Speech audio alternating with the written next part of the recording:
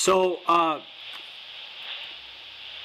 how do we know that the government that's operating right now is not the government that our founders gave us? How do we know that for sure?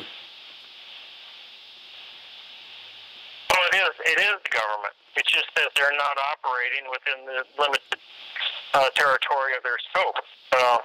Territory means land.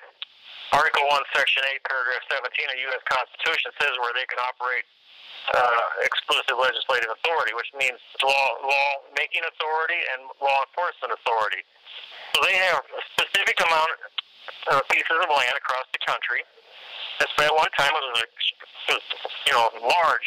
It was all of Nebraska, for example, and then they sold off all but 1.4%. So the federal government and the state government is supposed to be pushed back to that 1.4%. That's where the state of Nebraska is. All the rest is supposed to be governed by the community, by the people. But people are lazy. They get up in the morning and they go, I want to get married. So what do? They run to the state.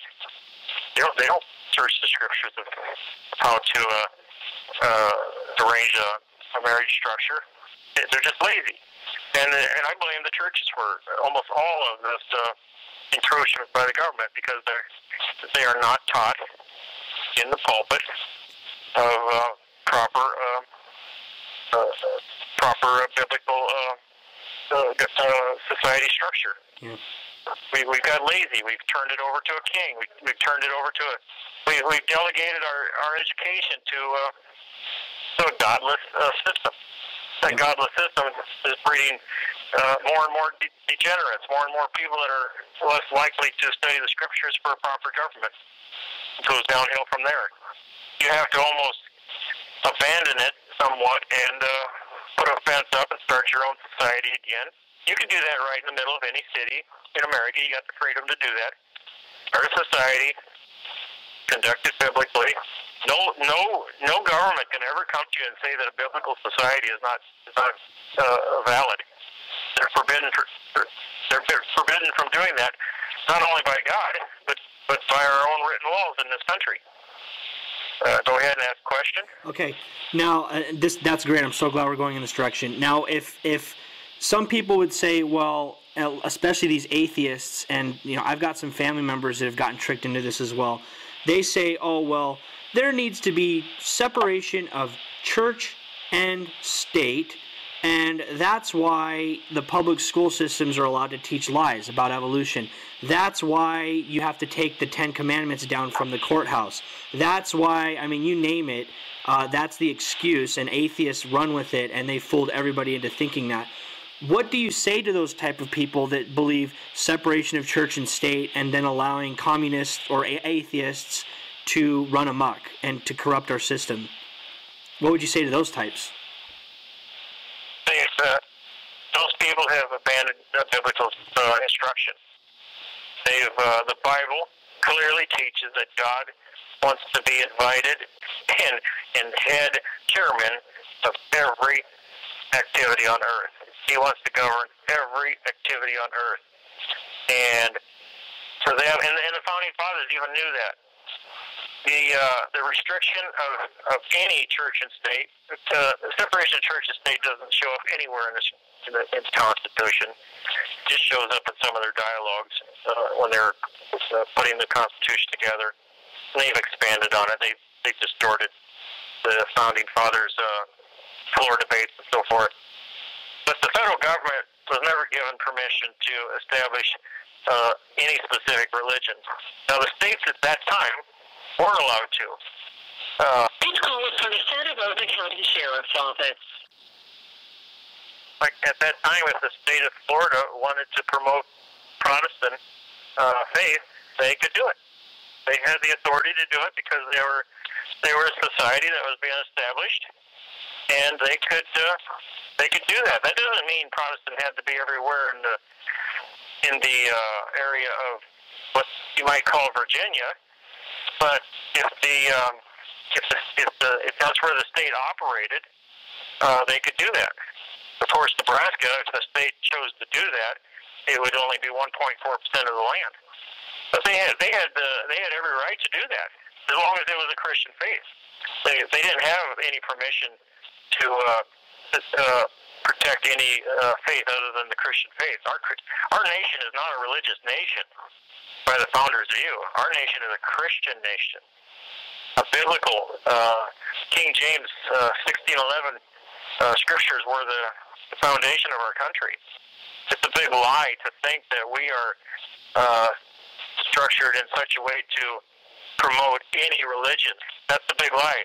We are instructed by the founding fathers to allow any religion to operate on our soil, but we are only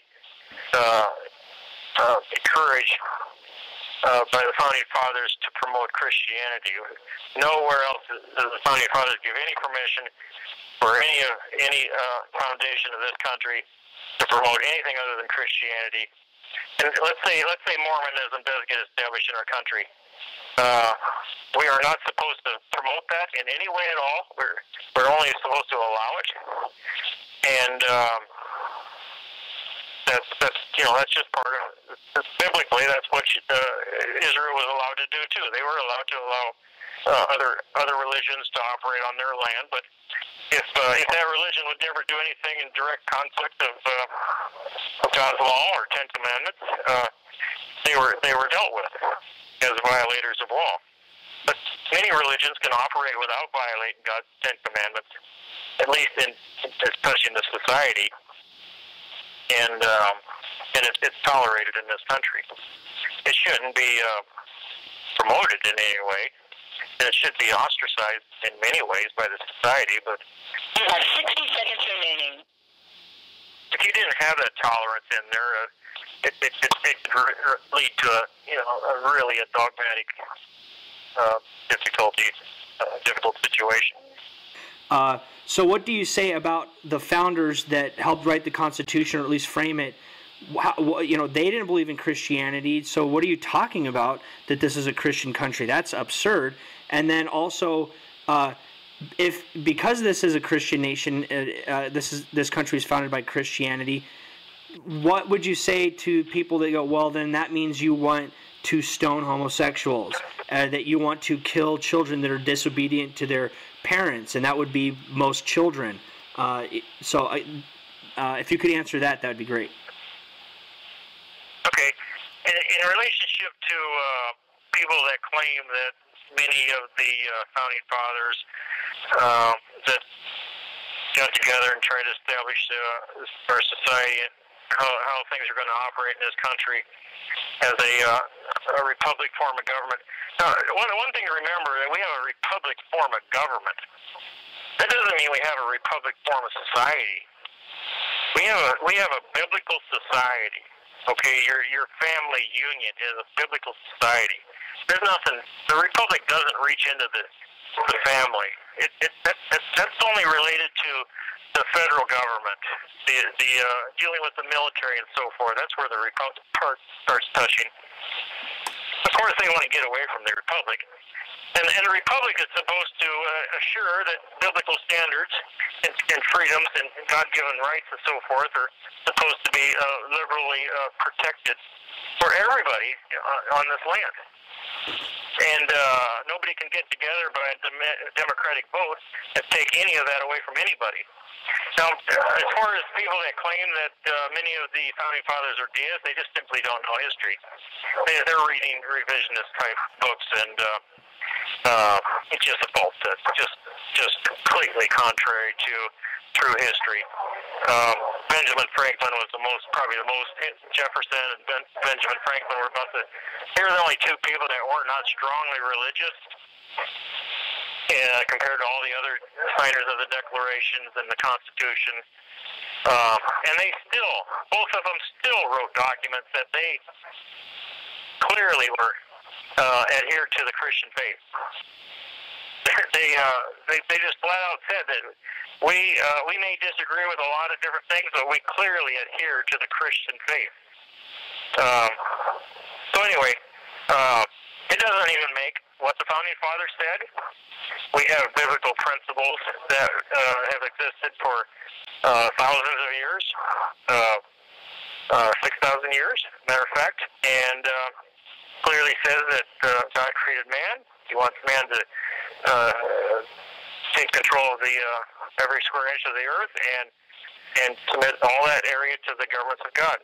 And we don't have to go to any founding fathers to have a duty to govern our family and our church and our county and our city and our state under biblical standards.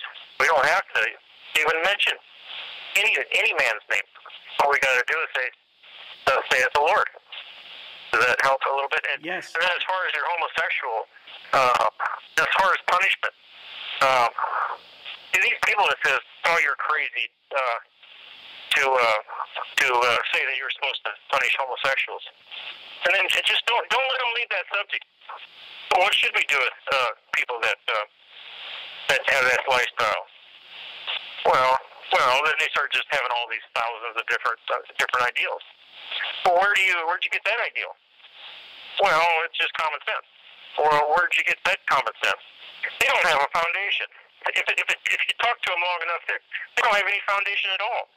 And they're blasting us because we have a foundation that's 6,000 years old, and we have evidence in societies that follows. All kinds of evidence that when a society follows biblical standards, that all the people, even the land, prospers. We have evidence of that. They don't have evidence of any area that promotes homosexuality that prospers. We do. They're on thin ice. We are not. They're dreaming up. They're making it up as they go. We're not. We're going back to the foundation. It says, "Thus says the Lord," and this is the way it is. Man was created to be and conduct his life in the manner that God created us to be, and we work best that way. And there's no changing that. If I take a key out of your car and try to make it work in my car, it doesn't make how wishful I am. It's not going to start my car. Yeah. I can't dream about it. I can't pray to get it to work. It wasn't designed that way. So does that help a little bit? Yes, absolutely. Okay, now let's go back. Let's go back. This is fun. Let's go back to government now, because I got to understand this whole jurisdiction thing a little bit more, at least the legalese of it. So before I can kind of talk with you again about land and whatnot, but so you do recognize the government. It's at least the government that's working in the U.S. Well, don't say the government. It's a government. Okay, a government. A government. God is the government. Right. Okay. Great. A government. Okay. This call is from the Santa Rosa County Sheriff's Office. The structure that's put in place right now, a government that's in place right now, they do you think that everything?